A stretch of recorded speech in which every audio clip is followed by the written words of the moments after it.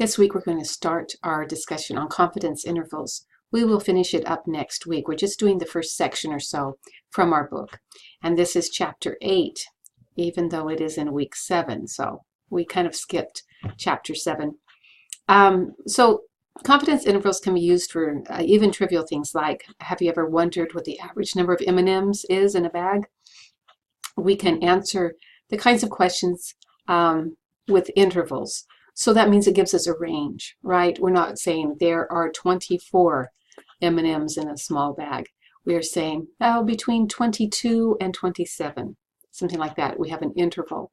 And this will give us that ability to do it precisely, or at least to label it precisely, even if our number is not super precise. So we are just doing that first section, 8.1, central limit theorem for sample means. And we're going to have some vocabulary and things to introduce us. So we're going to be talking about sample data that we're going to make some generalizations about. When populations are so large, we cannot assess them all, so we use means to make these determinations. And when we have enough data, we can use the mean, a sample mean, and the population standard deviation, and we can construct these intervals. And after calculating the point estimates, we have this interval and we call them confidence intervals. This kind of starts that inferential statistics. What do I do with all this data now that I have it? Well, I can use it to infer other things, and that's where the inferential statistics comes in. So this might be a little confusing, but just bear with me on what points we need to make. If we're trying to determine a percentage, we might count the number of shots and divide by the number of shots attempted. In this case, we have obtained a point estimate for the true proportion. Now, the reason it's not a true proportion is we have not shot all the shots we are ever going to make and taken how many we did make and divided by, the total. So we aren't getting an exact number. We're getting a point estimate. This is our best guess. That's what a point estimate is all about. So suppose you were trying to determine the rent of a 2-bedroom apartment. You might look in the classifieds and write down all the rents. Now, is that a whole population? No, it isn't. It's just what's in the newspaper right then. So when I make that, get that mean, that's just for the sample. And it is then a point estimate for the mean. And if I slide my screen down a little bit, you can actually see. Instead of using mu, we're actually going to be using X bar. This is my sample mean that we're going to be using because it's our best guess that we have.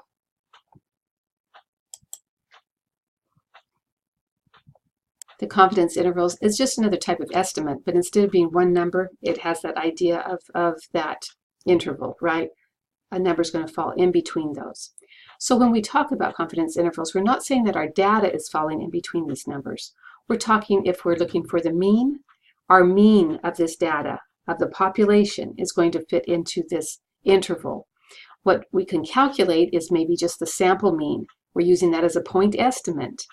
And then we're using other information like standard deviation of the population to come up with this interval. And we're saying with 95% confidence, our mean for the population is within this interval. That's the idea. We will start with our point estimate, which would be, if we're talking about mean, it would be the mean of the sample. And we will be adding a little bit to it and subtracting a little bit to it. So we get something on both sides, and we're saying this is our interval.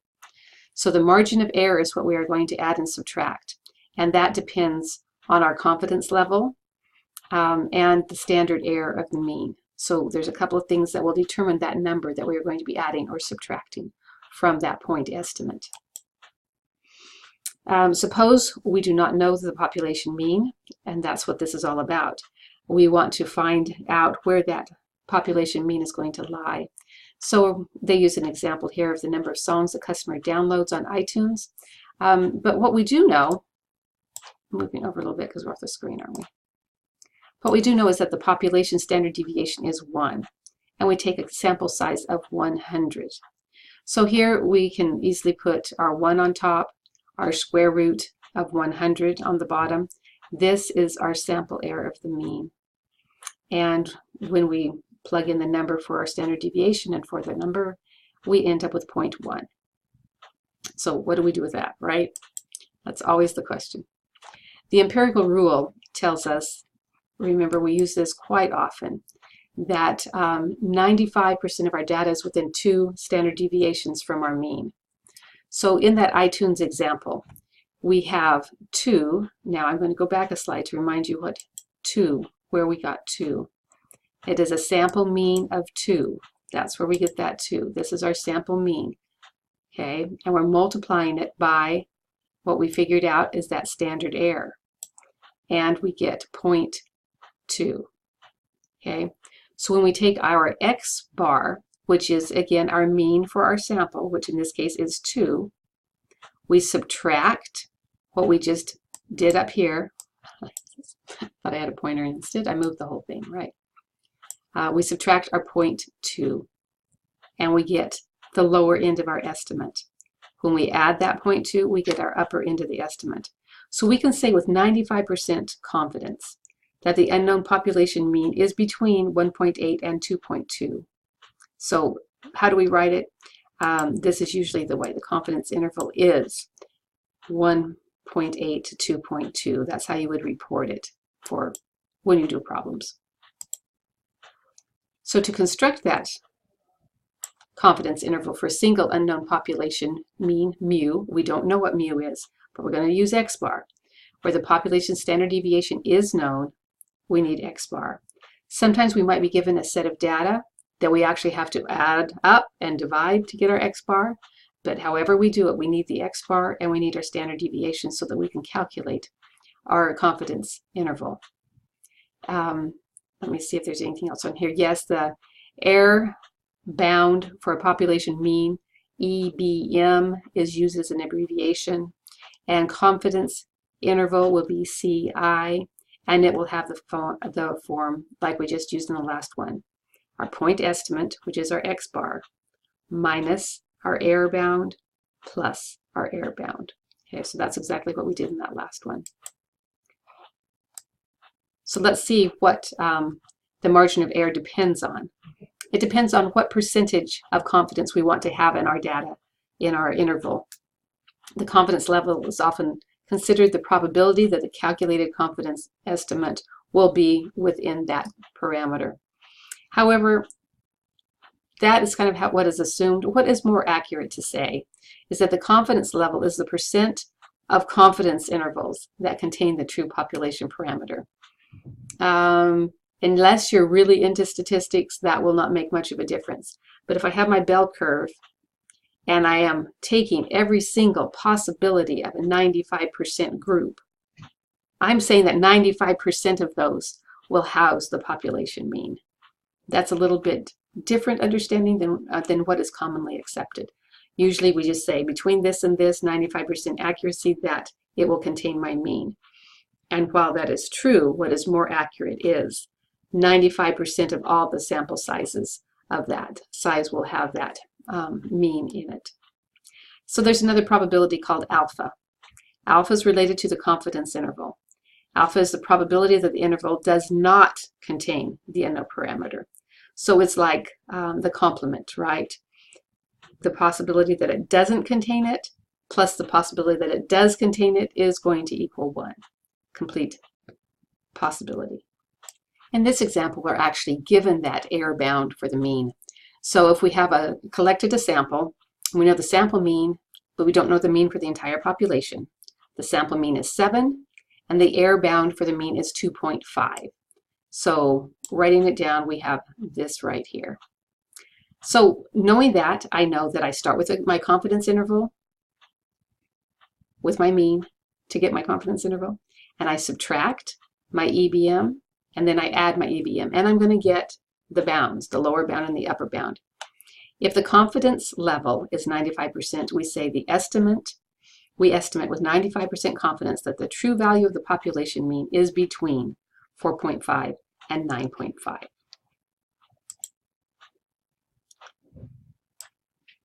The confidence interval for a population mean with a known standard deviation is based on the fact that the sample means follow a normal distribution. And because of that, as the area under the curve, we can figure out what number we need to use as a z-score when we are looking for certain percentages of confidence. When we know the population standard deviation, we use this normal distribution to calculate our EBM and construct the confidence interval. We need to find the value of Z that puts an area equal to the confidence level in decimal form in the middle of our standard distribution. Okay, so how does that look? It looks like this with my face on it, all right? Finding the Z-score for the stated confidence. And this goes through this particular calculation. There's a couple of things that are a little bit easier, which we'll discuss, but I just want to walk through it. The Z-score that has the area to the right of alpha, remember alpha is the part that does not contain it, divided by 2. So alpha divided by 2, we got our alpha, and we're splitting it into 2 pieces. This is called a two-tailed confidence interval, as denoted by Z alpha divided by 2. For example, when my confidence level is 0.95, then my alpha is going to be the other. It's going to be 0.05.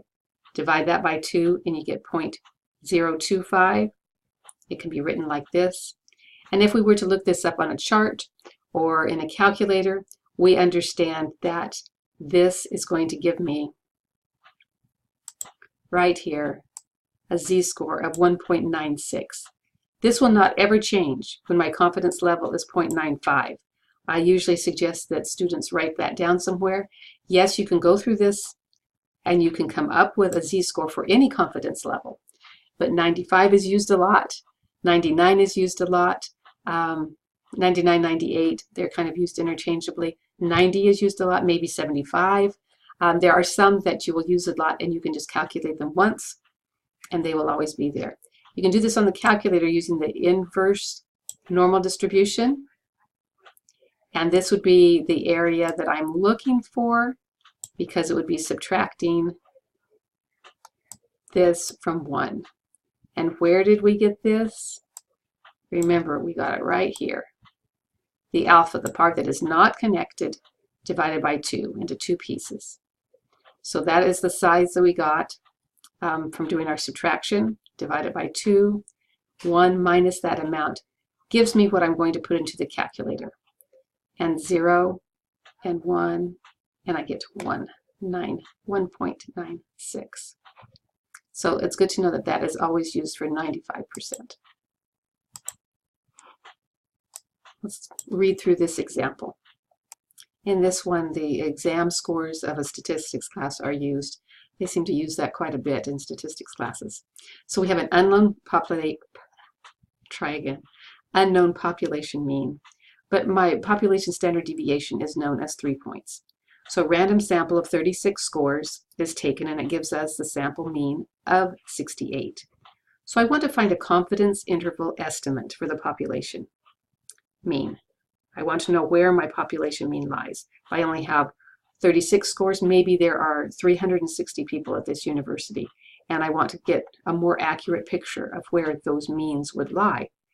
And I want to find a 90% confidence interval for this situation.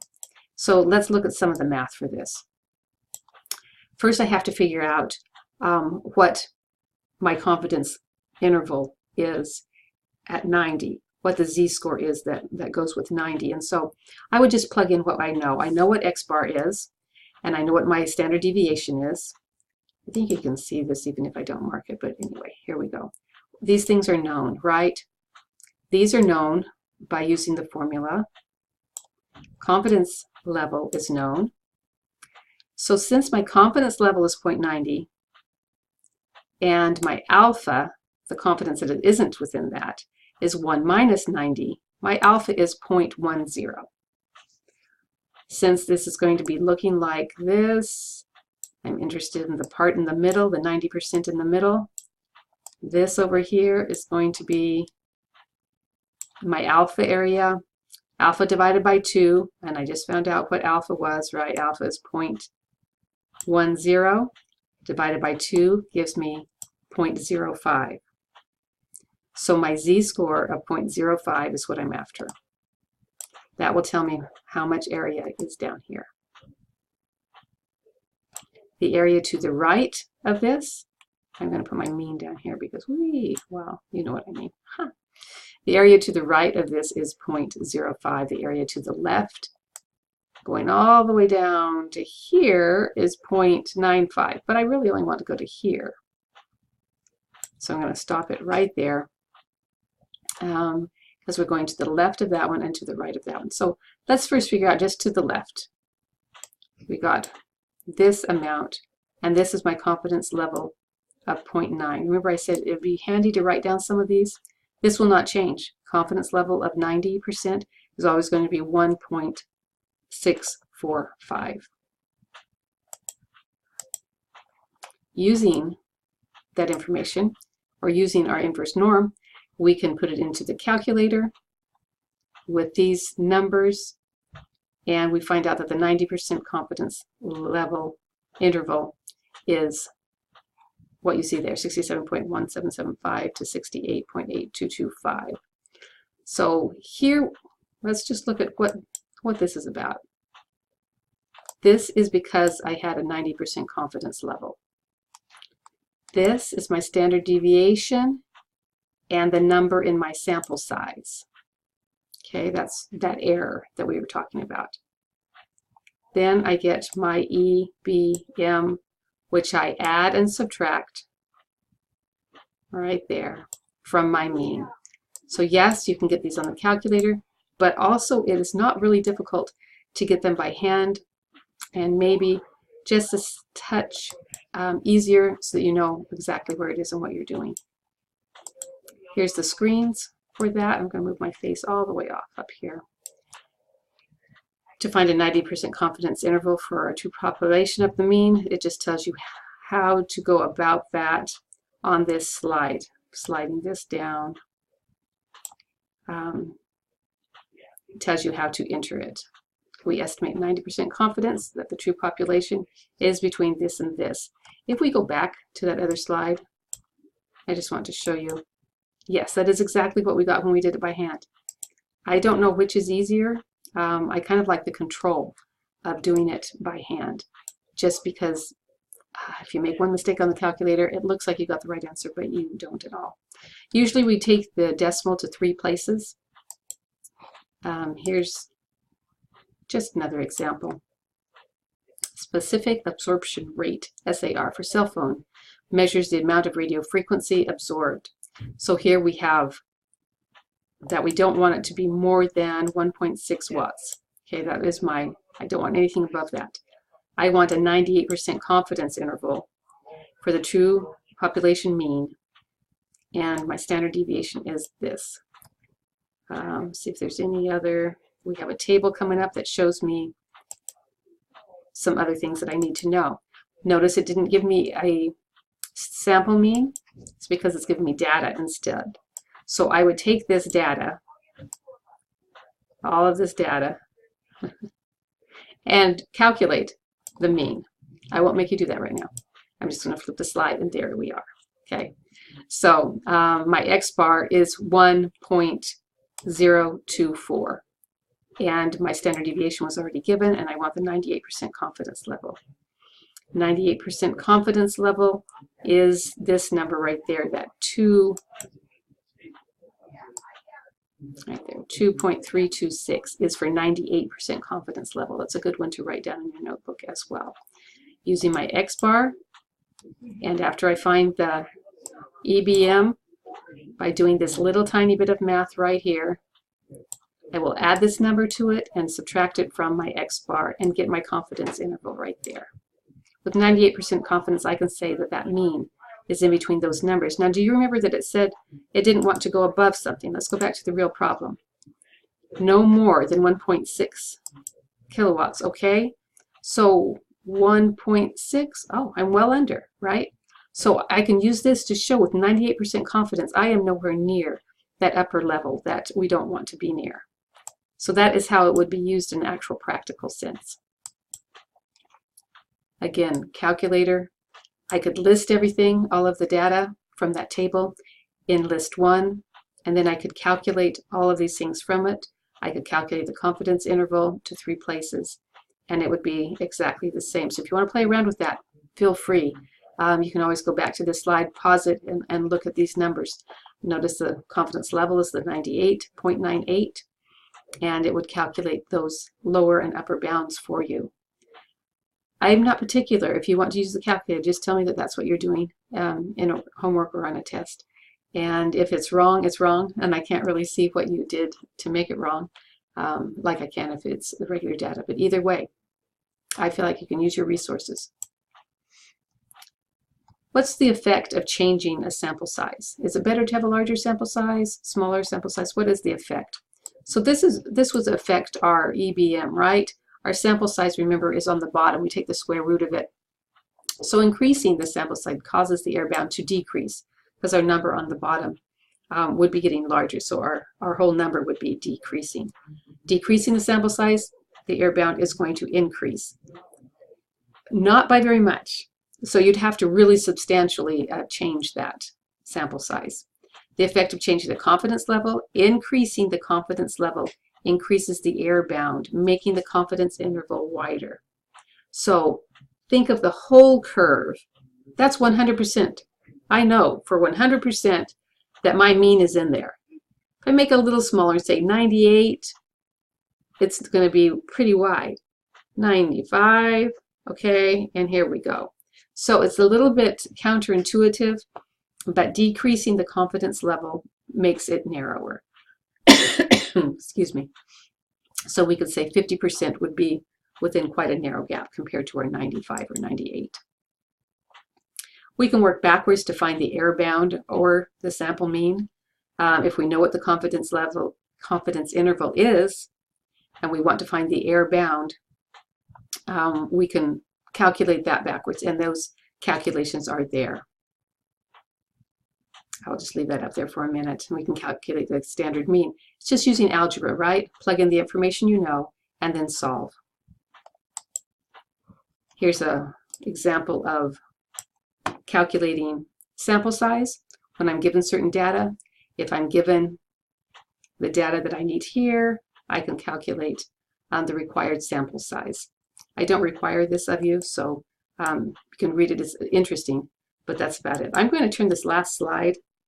I don't think you can use this link until I do this, and then I'm not sure if the link will even fit. So if you pause this and press that link, it might work.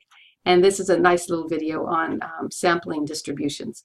Not necessary, but just something that's interesting. And that's it for the first section. Thank you.